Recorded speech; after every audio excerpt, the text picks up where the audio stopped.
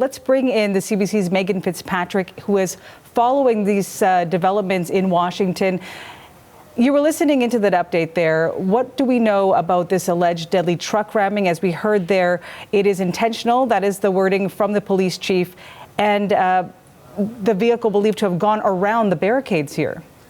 Yeah, so as we heard her describe, this happened around 3 a.m. local time on New Year's Eve, in the wake of New Year's Eve celebrations on Bourbon Street, around Canal Street, a very popular tourist destination, a popular destination for locals as well on a night like New Year's Eve. There had been a parade earlier in the day. Of course, lots of bars and restaurants in that area hosting New Year's Eve celebrations. So this happened in a busy area on a busy night, understandably, of course, and witnesses describing an absolutely horrifying scene.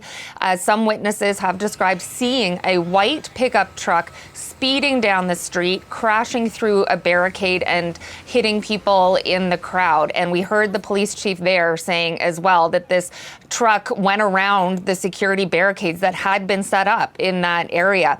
She made it very clear that they are treating this as intentional behavior. We heard her say that this driver allegedly tried to run over as many people as possible. And she did reiterate that this was not a drunk driving situation, she had mentioned. So again, to recap the numbers that we know at this hour, they are reporting that 10 people have died and another 35 people have been brought to various hospitals in the city.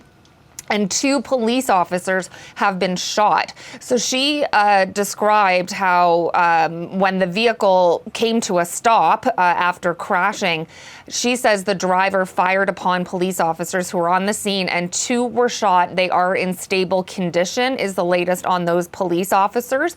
There had been a heavy police presence in the area for New Year's Eve celebrations earlier in the week. Local police saying how they would be at 100% staffing and had even brought in other police officers from other jurisdictions, an additional 300 officers. So a heavy police presence, not just because of New Year's Eve celebrations, but because the city is set to host a major football game today, the Sugar Bowl, which is a major college football game. And so there are even more tourists in the city right now and visitors than normal because of that football game. So police had many preparations in place to, handle large crowds and for all these festivities.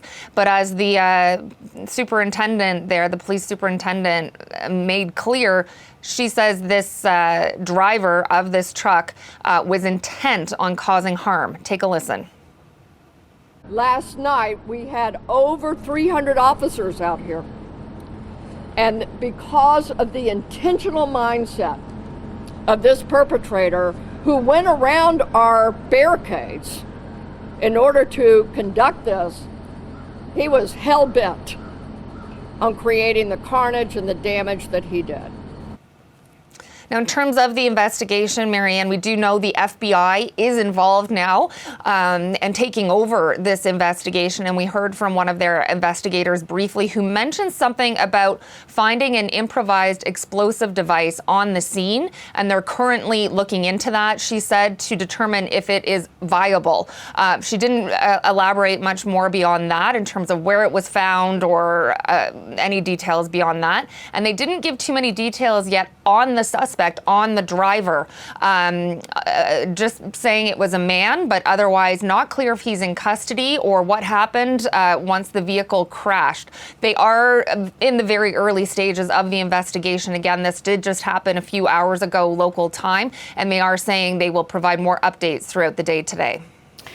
Megan, thanks so much for this. And if we could take another look there at the scene this hour, because that is where it is still closed. Officials there at the scene telling everyone, including the mayor, telling everyone to stay away 8 blocks around Bourbon Street as this investigation continues. And in that update we heard a short time ago from officials there at the scene, they say they were not answering any questions from the media, but they are expected to have more updates throughout the day.